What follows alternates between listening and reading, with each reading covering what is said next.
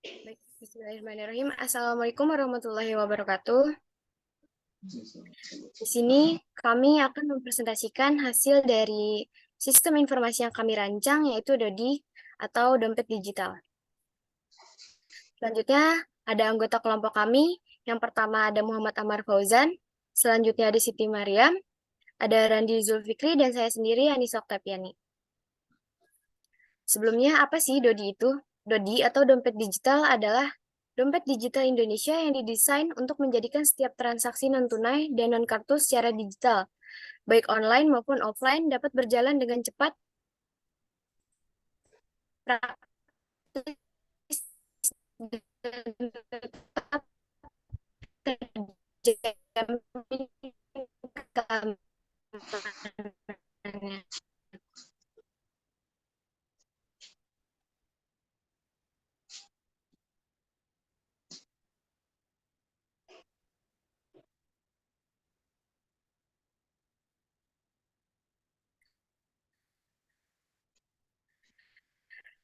Pengguna di SMS, lalu masukkan kode OTP 4 digit ke aplikasi.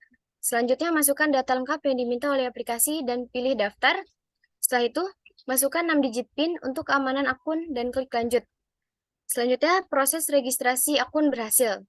Untuk pengguna yang ingin menggunakan aplikasi DoDi, lakukan pengisian saldo dengan transfer uang dari rekening tabungan atau menghubungkannya dengan kartu kredit. Next akan disampaikan oleh Mariam.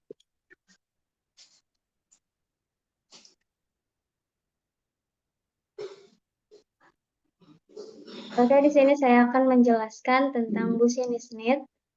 Temuan menunjukkan bahwa 83% pemimpin TI dari perbankan, perusahaan asuransi, dan penyedia layanan keuangan lainnya menginformasi ada tantangan yang dihadapi tim pengembangan mereka.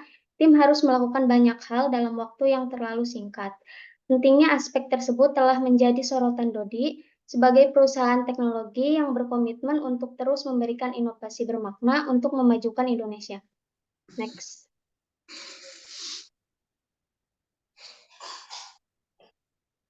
Jadi saya akan menjelaskan business requirement. Business requirement terbagi menjadi dua, yaitu fungsional dan non-fungsional. Untuk fungsional itu, pengguna dapat melihat transaksi yang sudah dilakukan di aplikasi DoDi. Yang kedua, pengguna dapat mentransfer dana. Dan yang ketiga, pengguna DoDi dapat mengisi berita transfer. Untuk non-fungsional itu terbagi menjadi tiga, yaitu ada operational requirement, security requirement, performance requirement. Untuk yang ada di dalam sistem operational requirement itu, yang pertama, sistem dapat beroperasi di sistem operasi Android. Yang kedua, sistem dapat melakukan backup harian ataupun tahunan. Dan yang ketiga, sistem memiliki banyak fitur untuk mempermudah pengguna. Kalau untuk security requirement itu, hanya pengguna yang sudah mendaftar dan terverifikasi saja yang bisa menggunakan platform DoDi. Dan hanya rekening yang valid yang dapat didaftarkan di platform DoDi. Dan yang terakhir itu performance requirement. Sistem yang ada di dalam performance requirement itu sistem yang akan menampilkan status transfer dan sistem menyimpan data transfer pengguna. Next. Adapun business value, di dalam business value terdapat dua keuntungan, yaitu intangible dan tangible. Keuntungan yang ada di intangible yaitu kepuasan pengguna DoDi dapat meningkat karena dapat menggunakan layanan DoDi secara instan. Yang kedua, kepuasan pengguna karena transfer dana melalui layanan DoDi lebih mudah. Yang ketiga, transaksi online tanpa perlu kartu kredit. Yang keempat, DoDi memberikan layanan transaksi online tanpa batas transaksi. Selanjutnya ada tangible. Yang pertama itu penghematan biaya administrasi antar bank sebesar 1 juta selama 1 tahun. Yang kedua, pengguna dapat melakukan transaksi offline dengan barcode scan. Lanjut. Oke, di sini ada special issues. Jika terjadi error karena jaringan yang tidak memadai, maka waktu transfer dari bank ataupun Dodi secara cepat tidak berlaku atau mengalami gangguan. Next. Adapun analisis data dan informasi, kita mendapatkan 5 data dan informasi. Informasi yang pertama itu transfer dana, datanya itu bank tujuan, bank pengirim, nomor rekening penerima, dana, tanggal, dan waktu terkirim. Sumber datanya itu dari aplikasi Dodi. Yang kedua itu dana yang dihemat. Datanya itu transaksi dan biaya administrasi. Sumber datanya aplikasi Dodi. Yang ketiga itu profil pengguna, datanya nama sesuai KTP, email, nomor handphone, sumber datanya itu aplikasi pengguna Dodi atau aplikasi di luar Dodi. Yang keempat itu daftar penerima, datanya bank tujuan, nomor rekening penerima, sumber datanya itu dari aplikasi Dodi. Dan yang terakhir itu pulsa, datanya itu nomor handphone, nominal pulsa, dan harga paket pulsa. Sumber datanya itu sistem pulsa layanan telekomunikasi XL, Indosat, dan Telkomsel. Lanjut. Selanjutnya akan disampaikan oleh teman saya, Randi Julfikri. Oke, baik. Saya akan melanjutkan untuk analisis aktor. Di sini kita memiliki aktor, deskripsi aktor itu sendiri. Nah, di sini kita mempunyai 3, yakni admin, perusahaan telekomunikasi, dan juga user atau pengguna. Nah, untuk admin, dia memiliki arti pemegang hak akses tertinggi yang mengatur peraturan user dan role serta pengaturan privilege. Nah, maksudnya apa? Hak tertinggi ini admin ya tadi dia memiliki hak akses atau hak segalanya baik bagi si user ataupun privilege, pengaturan privilege yang diberikan oleh aplikasi tersebut. Nah, ini admin. Lalu adapun perusahaan telekomunikasi, dia memiliki aktor yang menyediakan layanan pembelian pulsa atau tadi yang sudah dijelaskan oleh Mariam. Nah, untuk perusahaan, untuk pengguna atau aktor yang telah terverifikasi dapat menggunakan layanan Dodi. Nah, ini user yang memang sudah terverifikasi atau sudah terdaftar, baru dia bisa melakukan atau menikmati layanan yang sudah Dodi berikan. Oke, ini untuk analisa aktor. Mungkin ya seperti ini, kita memiliki tiga hal gitu. Ada admin atau 3 bagian, yakni juga perusahaan telekomunikasi dan pengguna. Oke, mungkin next. Nah, adapun use case diagram. Nah, di sini kita dapat melihat bersama-sama use case diagram di mana di situ ada pengguna, ada juga admin dan juga ada perusahaan telekomunikasi. Nah, di sini pengguna di mana saat di gambar tersebut menunjukkan bahwasanya pengguna itu ingin melakukan transfer dana atau transaksi dana. Nah, di sini ada transaksi itu ada menjadi 2 bagian juga, terbagi menjadi 2 bagian, di mana ada menggunakan biaya transaksi atau disebutnya apa ya?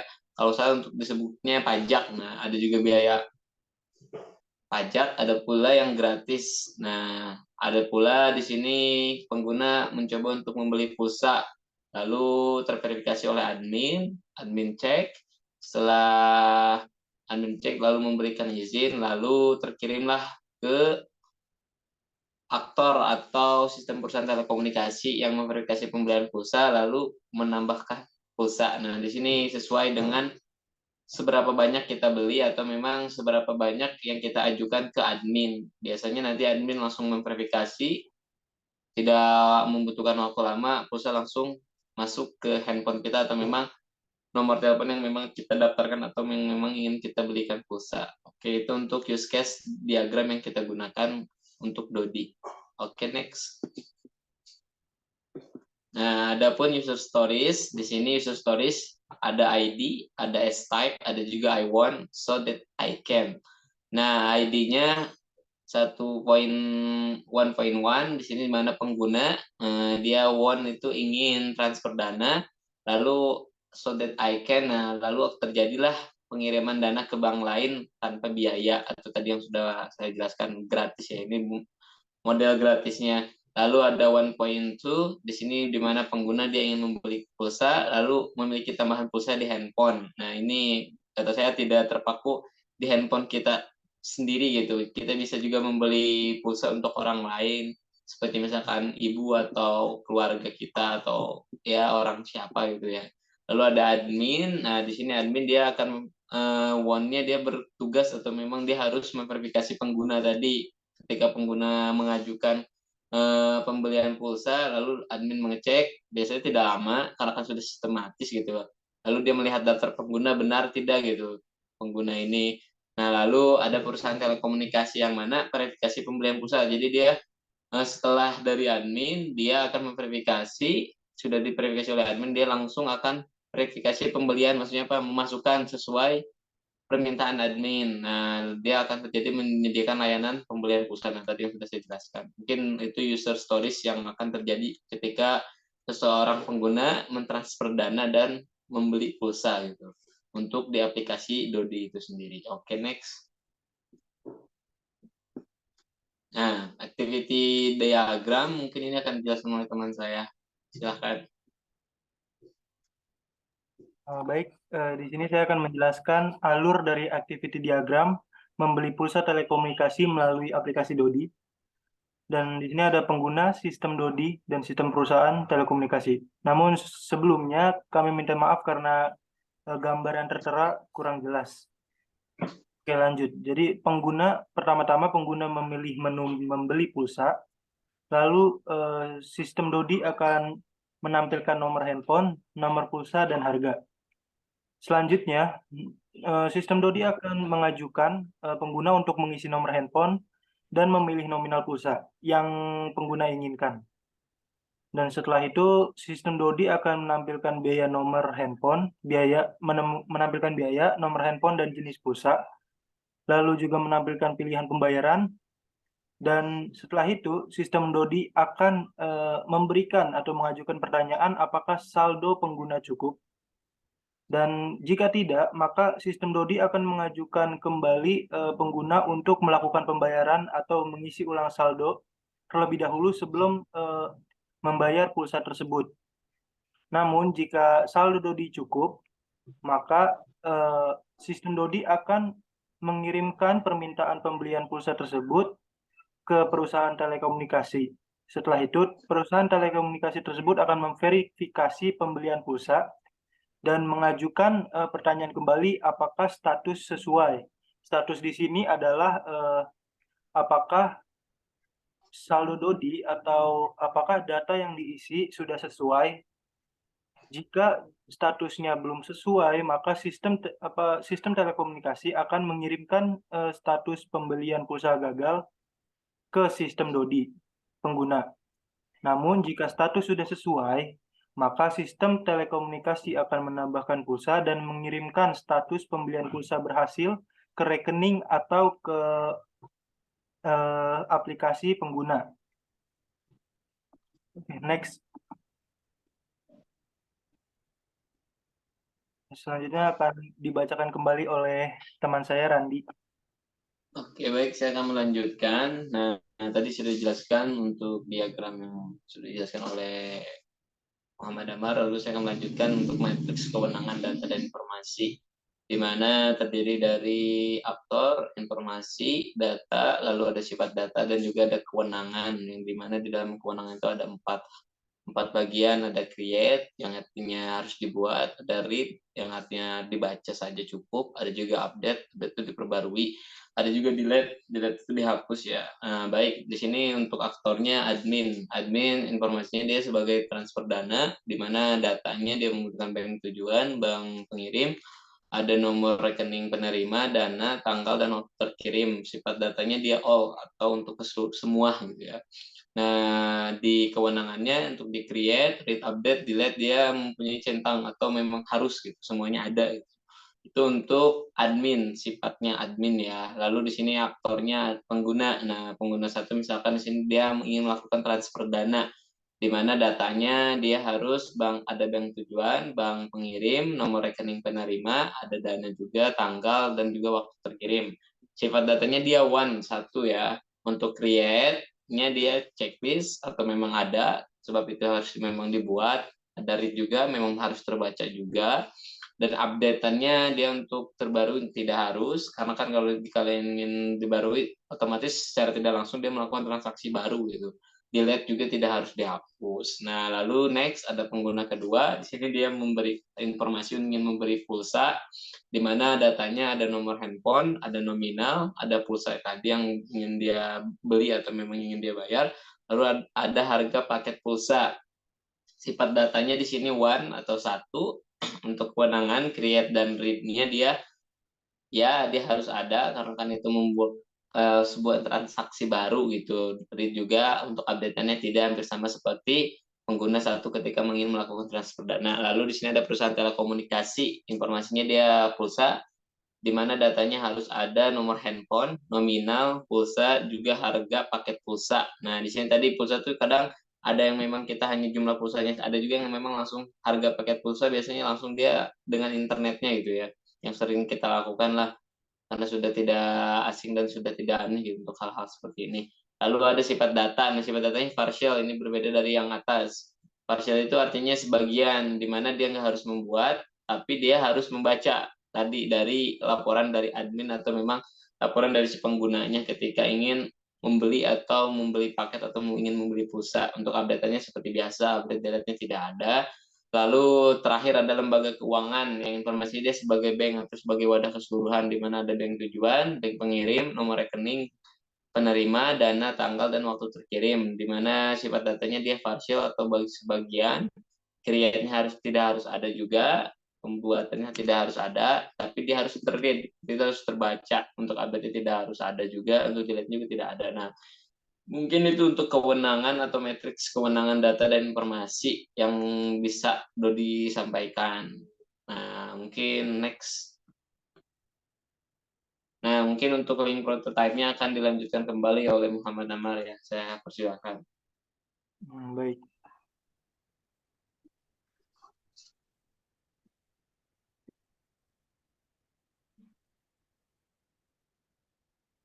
Ini apakah sudah terlihat?